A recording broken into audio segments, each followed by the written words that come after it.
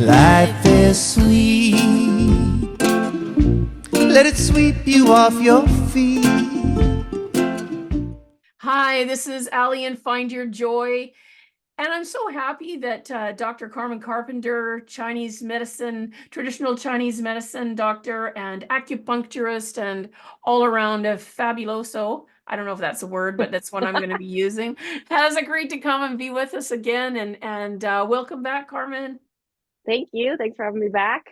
Yeah, I'm so, on our last episode, I intentionally left a cliffhanger, because I like to binge watch series and so you always leave me with a cliffhanger. I don't know what that was just about, but anyways. Well, I thought maybe we'd explore a little bit because we were talking about some people, whether they, lots of my listeners, of course, likely, I can't say all, but likely have an understanding or a belief or some sort of thing. I would say whatever, a thing, that's the official word. I think that's a that's a technical term for it. They got a thing for energy and how that might work. And sometimes I remember me when I first was, I remember me. Oh, good. That's a good start. Oh, that's a really good start right there. Yeah. I remember when people first started talking to me about energy.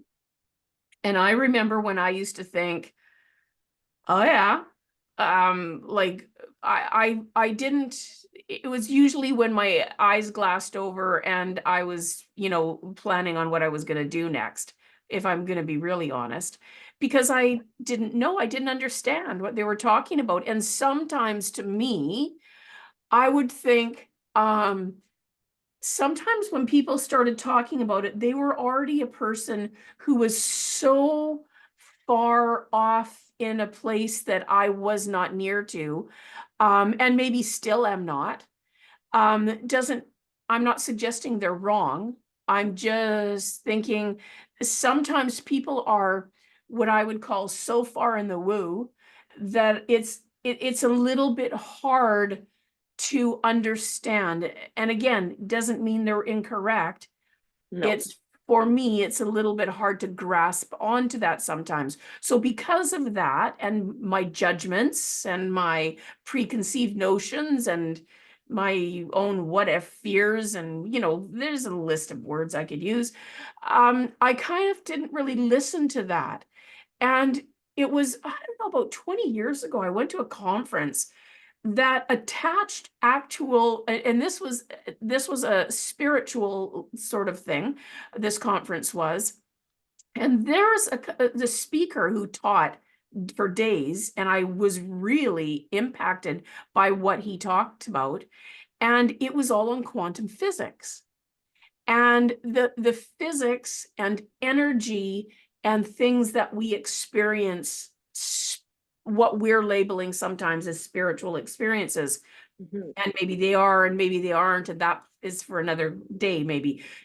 But that was for me my first connection and started me wanting to understand a little bit more about how energy works. And so I think when people don't know yet, I would just suggest maybe opening up a little bit to, if you understand anything about physics, which I didn't and started to look into, and specifically quantum physics and how energy works and how it moves, and that it is moving and it is active and it's always going on inside of us, whether I understand it or not, then that to me made it very open, so that when someone talked about chi and I didn't get it, or meridians and I didn't get it, chakras, I still, for me, my brain goes to meridians more than chakras. That's just me, not suggesting what anyone else should do. That's how it came alive for me, was I already knew there's energy going on whether I understand it or not. Yeah. And the meridians for me was that was the link. Yeah. That was the little link. When you started explaining that to me, So all that, all those words to say, let's talk a little bit about how energy works and how that connects to traditional Chinese medicine and in some ways to acupuncture. But how does that work? That's a big question. Yeah, well, you know, it was a long question, not really that big. Put my doctor knowledge to the test, Allie. That's right. I think, well, I mean, I think it's naive to say that we don't experience energy. Like, even before I got into Chinese medicine, I bartended for years and years and years. And, you know, it would be ridiculous for me to say that I didn't feed off the energy of my customers sitting across the bar. You know, whether Absolutely. that was them having a great time, which put me in a great mood, which made it, you know, it was a spiral effect and it kept going. Or if somebody was having a really bad day and they were just a Debbie Downer sitting at the bar would affect my night at the bar as well, you know? And those sort of interactions happen in all different areas of our lives. But it doesn't just relate to human interactions. We have to look within our own bodies as well. So that can be something so simple as we pick up on the energy of other people and how that affects the energy within our own bodies. But when we're talking about it from the relation of Chinese medicine, we're talking about qi. That's the Chinese medicine term for our life force, our vital force, our energy, and that's what's flowing through our bodies. And we get it from different aspects in life. So we have air qi, which is what we're breathing in through our lungs. We have gu qi or food qi, which is what we're ingesting and how our body transforms and transports that into nutrients to, you know, give our cells nutrients. And again, cells have an energy charge. That is physics. That's how that works. So that all kind of comes down to it. Or whether it's the energy that you're born with, like your constitution, the things that you get from your parents. So whether your hair is blonde or brown, or, you know, whether you're born with a chronic illness that was passed down through your family, all that kind of stuff is all a piece of the energy. But then on top of that, you have to look at how on a daily basis our energy can shift within our own bodies. So we all know that when we're really stressed out, we might not be sleeping very well, or our appetite might disappear, or maybe you binge eat, like whatever that looks like for you, or you're somebody who works out for 5 hours to try and get rid of that stress, you know, or maybe you just shut down completely. That's all a piece of the energy and the chi that's flowing through our body and how that's relating to our organs. So I mean, to get onto a bigger topic, we have all the different organ systems within our body, which relate to the meridians that you're talking about as well. So there's 12 different meridians and different organ systems. We have yin and yang organs. They all have different functions. They have the same names as Western organs, but they have they're an organ system versus like just being the liver organ. It's the liver system, which has a whole slew of things that are attached to it. But then there's also the liver meridian. And so, for example, if you don't mind me talking about your gallbladder situation. I was thinking it myself while you were saying this. Go right ahead. Talk about my gallbladder all you like. Yeah. Yeah. So you had your gallbladder removed, and prior to having it removed, you had the pains that are associated with a gallbladder needing to be removed. We talked about that before you had it removed. We talked about it afterwards. Lots. However, even once you had the actual physical organ removed, you were still experiencing pain along your gallbladder meridian. And so there's a connection between those physical meridians and the organs within our body, whether that's the Western version of the organ, the one that you physically had taken out, or that's the organ system. And the gallbladder does do things in Chinese medicine. For example, like indecisiveness is related to the gallbladder. And so I've noticed that people who have had their gallbladders physically removed, there tends to be a bit of indecisiveness, whether that was there prior to them having it removed or not. That is left to be undetermined, because I've only seen a couple people pre and post gallbladder removal. Right. But there is some stuff that kind of plays into that. And when we're doing the needles, what I'm doing is trying to shift energy through those meridians and open it up so that your body can do what it's supposed to do. A lot of times we have blockages in those meridians and the energy is not flowing. So there's a saying in Chinese medicine, where there is no free flow, there is pain. So if you're experiencing pain anywhere in your body, chances are there's some kind of blockage within that meridian. You know, there can be a whole bunch of other diagnoses that go along with pain, but the most simple and basic is that when there is no free flow, there is pain. So we're trying to open that up. But it's not just, again, world of Chinese medicine, really deep, many levels. It's an onion. So it's not just the meridian as well. Then we need to start looking internally. Okay, so how does your gallbladder removal affect your digestion? Well, in Western medicine, it becomes a lot harder to digest fats. So what does that mean in Chinese medicine? How do we look at that? How do we change diet and lifestyle to help affect that? What other meridian systems and organ systems do we need to boost to help support the lack that is now here? Balancing the yin and yang. So your gallbladder is now low. Now this is looking high because it's not balanced properly anymore. We need to bring everything back in balance. So if we need to reduce this to make it look like they're the same level, then so be it. And so it's all about shifting that yin and yang energy within the body. So, I mean, it's a big question. I could talk to you for hours about chi and energy and organ systems. Right. But I'm trying to keep it somewhat simple, if that kind of makes sense. Yeah, it does make sense. And I was going to say too, the thing that I liked about with you, like I'd had gallbladder issues for a long time. And I think that's the story of most people who have gallbladder issues. And I had, done many things to try to sort it out, but the reality was that it wasn't, and I wasn't going to just sort itself out. It didn't matter what I ate. It did, whether it was my parents both almost died from their gallbladders rupturing. Right. So it was, I'm guessing that there was some heredity involved, perhaps, or lifestyle. There's, a whole bunch of things that I could think about there. But one of the things that I really remember very clearly and liked is you did many things with acupuncture and some suggestions around nutrition and herbal things. But you were very clear to me, this is out of my scope of practice, and you need to go to see your GP. And they're probably going to want to do an ultrasound, and I can't send you for one. And so you need to address that there, because this could be life-threatening. And I mean, that's where I ended up, of course, but I liked that. That was very quickly, that was your suggestion.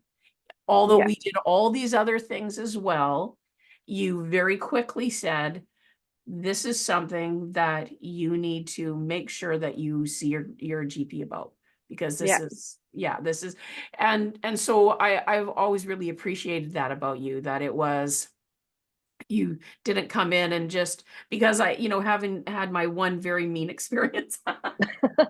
No, that was just me, right? It didn't work for me. My first experience with an acupuncturist was very different. And I know other people that absolutely had the greatest experience of their life with that person. But for me, it was, it didn't work. That's all. I'm just going to say my particular brand of sensitivities, it didn't work with that. And I think that part of who you are is that you're very intuitive. You have a way about you that you are able to rather quickly assess and analyze beyond the scope of the medical situation that's in front of you, the person that's there. You are an incredible listener, and you took all that in. And so I think that you knew immediately there was a certain way that things had to go with me. And that, and you did that. And like, now you're, basically stuck with me forever. So that's all that meant.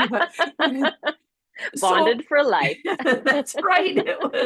It just really worked. And so I know for how it changed things. Like, I know that I can go in. I was just, for anyone who hasn't ever experienced this, I'm just going to, some personal things I will share, having laid on that table, going in with a headache and not leaving with one, going in with back pain and not leaving with it, going in there with digestive problems and not leaving with them.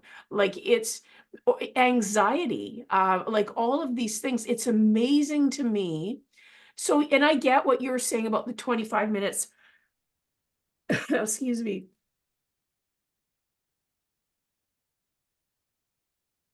25 minutes on the table, and, I've, this calming music in the background and things like that. Additionally, though, there is what's happening, the changes in my body that I'm really aware of. And there has not been a lot of things in my life that have had that quick of a result. Yeah, I mean, it's like if you think about like energy in the needles, think about putting a piece of metal into a socket. Like you get zapped. It's not a good idea. We get taught that as a young child. Stay away with your, your butter knife from the outlets. So you have energy, and the meridians are a pathway or a river of energy that is flowing in certain areas of your body. And then the acupuncture points along those meridians are like a deeper well of energy within the body. And so, we learn the textbook versions, like when I've showed you the maps of the meridians, that is the textbook location of everything, but everybody is different. Every body is different. And so what the skill that I've had to hone in on as a practitioner is being able to find those points, because they're not necessarily always in the textbook location. You got to be able to feel it. And sometimes you can feel physical changes along that meridian, whether that be like a lump or a bump along there or a divot. Sometimes you can tell once you stick the needle in whether you're going to get that chi or not in that area. And if you don't, chances are you've missed the point. You got to try again. But realistically, let's say I'm putting one in your foot and one in your shoulder, and that was your gallbladder meridian that you were referring to, because we talked a lot about that meridian. But I am now creating like a circuit, basically. I'm creating an electrical circuit in your body with, grounding needles to create an energy flow between those two needles. And so like it's almost like being an energy electrician. It's like and then on top of it, how you were saying that you really respected me with the whole gallbladder thing, and that we've built a bond kind of through some of the stuff we've done. I think it's also really important when talking about energy, your energy with your practitioner is really important as well. They actually just came out with a study talking about how important the connection between client and practitioner is, and how they've like mapped changes in the brain when the practitioner and the client are driving, which is super interesting. I just saw it last week. It's a brand new article. But your first experience, that might not have been the practitioner for you. That doesn't mean they're not a good practitioner. That doesn't mean for somebody else they changed their life. Yeah, I right? have several people that I know go, and it's a great experience for them. Yeah. And I've had people come to me and I'm not the practitioner for them. And that's okay. That's totally okay, because again, working with energy, yes, I'm creating these circuits in your body to try and get the energy flowing, or putting on a herbal formula to try and change the chi and energy in your body, or helping you change your diet, whatever that looks like. The most important part is that myself and the client, whether that's you or somebody else, have some form of connection. Because if we don't have that initial physical energetic connection where we can either relate to each other, or feel safe in that environment for whatever reason, and that works both ways for me as a practitioner as well. I have to feel safe with my clients too, right? So if that doesn't exist, then the rest of the energy healing isn't going to work, because we don't already have a healthy open flowing of energy between the two of us, if that makes sense. Oh, it makes so much sense. I know that even well, I mean, that's why we're not all open to marry every person that we meet. We're not all connected with each other. We're not. I've had the doctor that I had before, someone didn't connect with them, and it was like we had a different doctor. I didn't even know. Do you know what I mean? It was so different. It was their experience was so different, and it's not suggesting anyone did anything wrong so much as there just was not, there is an energetic connection. And some people just can call that whatever they want to. I just didn't like that guy, or I just, we just didn't click, or he didn't get me, or she didn't get me, or basically, I mean, aside from something being, a moral issue or whatever, there's levels of attraction. So it makes really good sense to me how that works. And I know, and we've talked about this before. So doing sound therapy, and we'll talk about that because we'll be doing some things together on that. But when I notice when I do bowls, and if I do a scan, it's just interesting where energy starts and where it stops and what could possibly block it. Like you were talking about, one in the shoulder and one in this foot, and then it goes, and if there's some kind of a blockage, and I've experienced that with clients, just having a bowl in my hand and just scanning them, and the sound shifts. it changes, it goes higher or lower, it muffles, it does something. And my best understanding of that is that somehow the energy doesn't work there.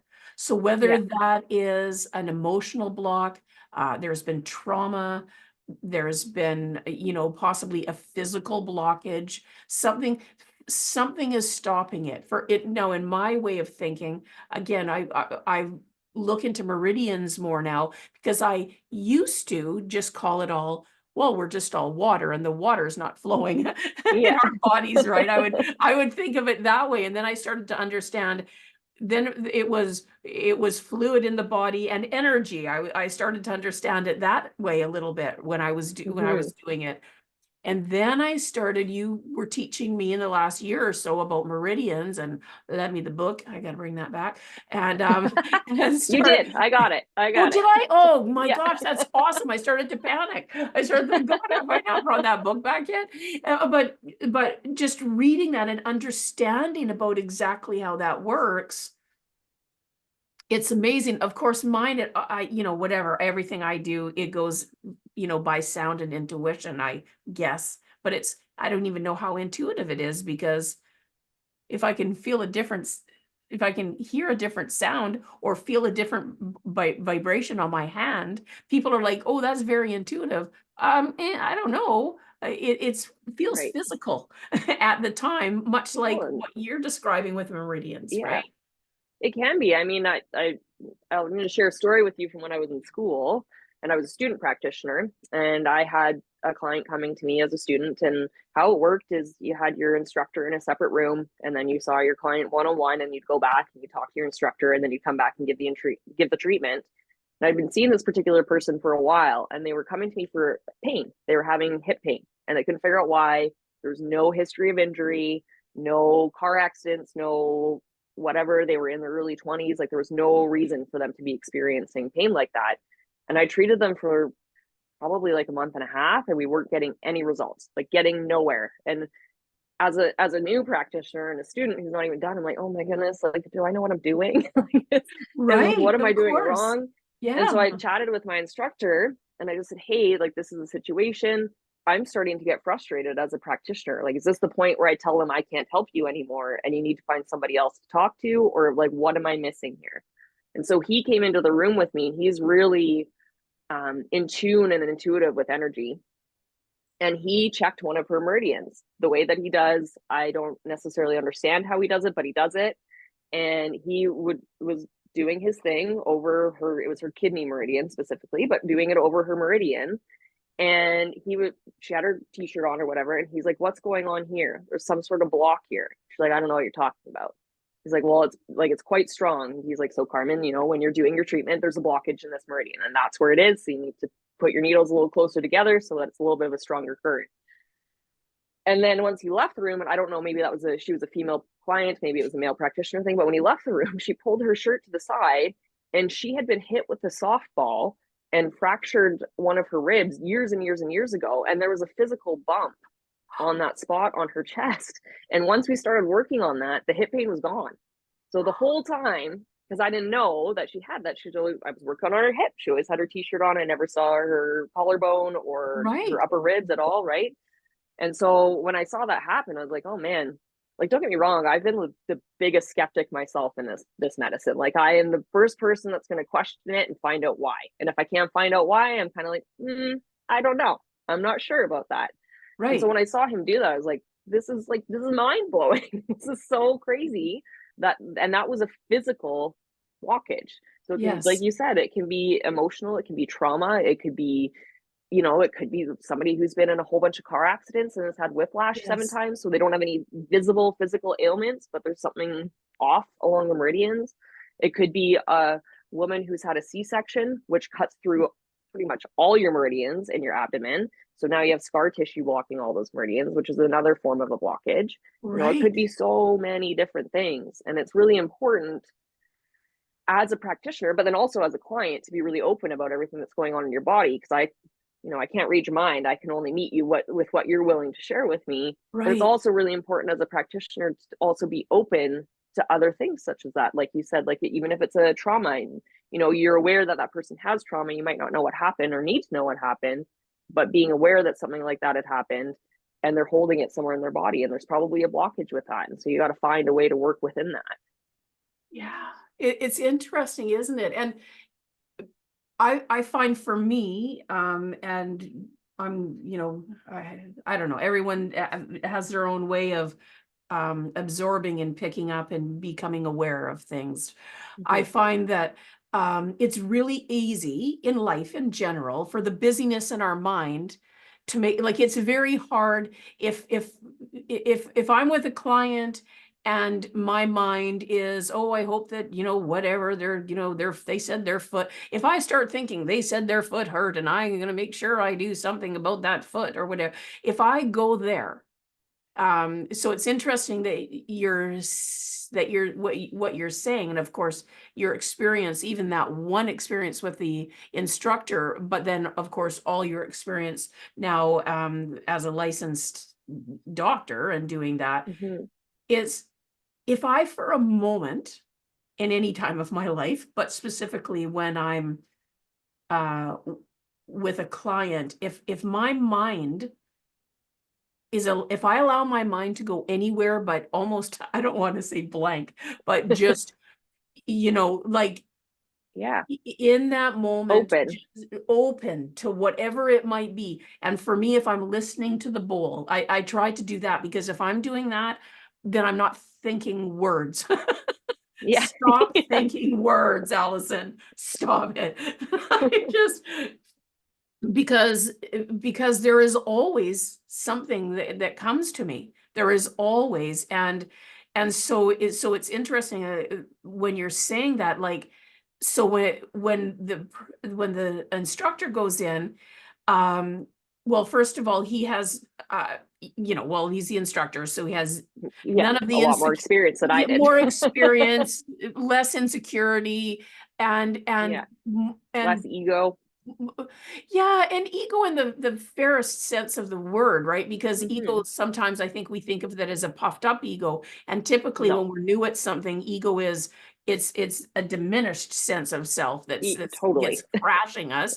Imposter syndrome. Yes, exactly. Having all those thoughts, but I think it's awesome that you're saying that, because when he walked in, he was able to be just, okay, just head to toe, I wonder what's happening here. Whereas I can imagine, I know for myself, when I've been working with people in whatever way that is, man, I'm telling you, if it's their hip, I'm going to be concentrating on that, and I'm going to be Well, I thinking mean, I about that. I think you can attest to it. How many times have I actually needled you in the area where you're experiencing pain or Yes. an ailment of any kind, right? I think like circling back to you saying that I'm a good listener, and maybe that's me as a person, but I think most practitioners, especially in Chinese medicine, are. I mean, listening is one of the pillars of Chinese medicine. When we're talking about diagnosing, there's 4 things, and one of them is listening. Okay. Listening, observing, tongue, and pulse. Those are the 4 ways that we diagnose somebody. Oh, okay. But being open to everything going on in the body, which is why when you go and see a practitioner for the first time, you end up having such a long and lengthy appointment, because we have to talk about everything. So I always tell anybody who's coming to my clinic for the first time, you might be coming to me because I don't know, let's say you have carpal tunnel, so you have wrist pain, and that's all you want treated. So yes, I am going to treat that once we get you on the table, or whether that's with herbs or needles or whatever that looks like. Yes, we're going to treat that. However, I'm going to ask you a lot of questions that seem completely unrelated to your wrist, but I need you to answer them honestly, because it tells me what's going on inside your body and how your body works and how your chi or your energy flows, and why potentially this might not be getting better for you. So, I mean, it could be a lifestyle thing that you work and type on a computer all day. It could be, you know, an old injury that you've forgotten about from when you were 12 in your shoulder, that it's creating a blockage in that meridian. It could Right. be, you know, the meridians that are running through your wrist. One of them is your heart. So you could be having something emotional going on, and there's some blockage in that meridian, and it's manifesting physically in your wrist. Like, there's so many different layers to it. And so when you come in, I'm going to ask you about sleep, digestion, you know, stress, anxiety, menstrual cycles. If you're a female, you know, we're going to talk about all of it. We're talking about your whole health history. We're going to talk about any hospitalizations, any major illnesses you had as a child. Like, we usually end up talking for about an hour the first time before I put you on the table, Because without all those clues, yeah, for sure, I can stick a couple needles in your wrist and probably make you feel better for a few days. But long term, we're not going to get to the real root of the cause as to why this is happening. Right. Right. And So it's it's all important to about be that. open.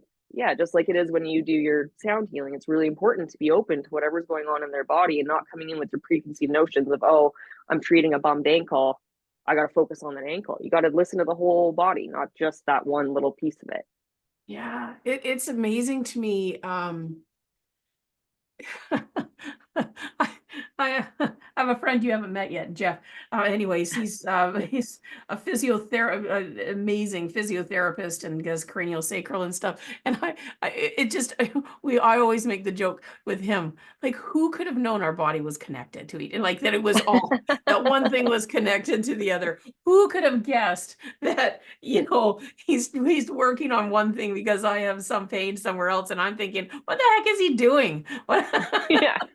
And then it took me years to get how connected every place in our body, and every how it goes. It's just like we're magical, wonderful, miraculous creations. We are. Oh yeah. Just and there's so much it's simple and yet so complex. Yeah, I mean, that is the gist of Chinese medicine.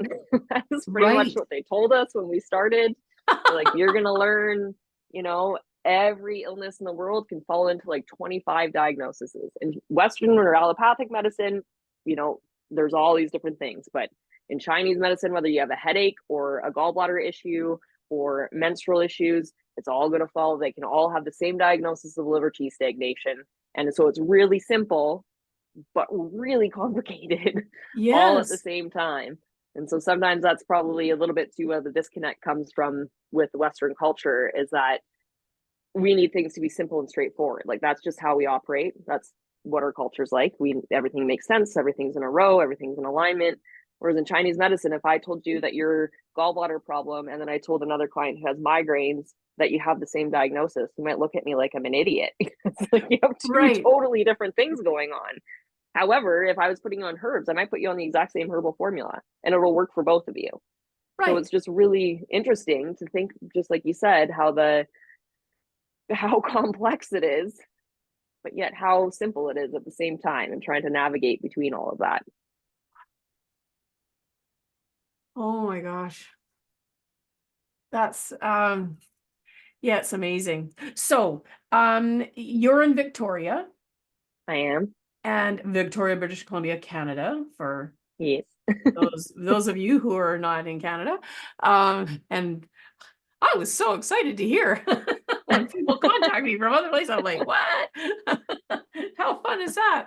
And so when we'll make sure that everyone has your contact information to be getting a hold of you, to see you in person. Mm-hmm. And there'll be other things coming up that people can check your website for, and find out other things that you will be doing, whether that might be, we'll be doing sound bath and 5-point acupuncture stuff, things together, and that's exciting. Also, maybe there will be things in the future where people can be doing online, if I just think that there's many things that will be coming this way with the wonder that is you. And well, I do online consultations as well. So that's there you go. So obviously the acupuncture part you have to be in person for. I can't stick a needle through a phone. But I do a lot of herbal consultations online. So if you are looking for herbs, you can still contact me whether you're physically in Victoria or not. I have clients all over BC that order herbs for me. Or the world. A couple or the world. I've got some in other parts of Canada as well. But yeah, and always check in the website too. Like, I put up blog posts with whether that be recipes or information about Chinese medicine, trying again to connect the West to the East so that we understand kind of what's going on or how we look at things Chinese medicine wise. And I'm always, and I love it, getting emails about questions, and I'm happy to chat about pretty much anything. So That's amazing. Oh, I love that. It's and that has been my experience with you, is that you have been incredibly generous and gracious well, in thank you. explaining so many things. I love that. So wherever you are, you can either travel to Victoria and she'll Yeah. stick you with some pins and needles, or you can contact Carmen. All her contact information will be in the show notes. Goji Wellness is Yeah. your company that you have created, and you are the Yeah. founder and doing amazing things with that. And is there anything in closing that you have not shared yet that you would like to share? I don't want to cut it off and Yeah. there's something that you didn't get to say. Oh my goodness, I could talk to you for hours about Chinese Well, and we'll medicine. probably do Hours that and hours and again. hours. We will definitely be, I can see that there will be more in the future Oh yeah. because there is, yeah, well, maybe we'll leave it at that then. Well, thank Yeah, you. I think maybe, yeah, just like, I mean, I again, I'm passionate about it, and most practitioners are, because this is a lifelong learning journey, even for me as a practitioner.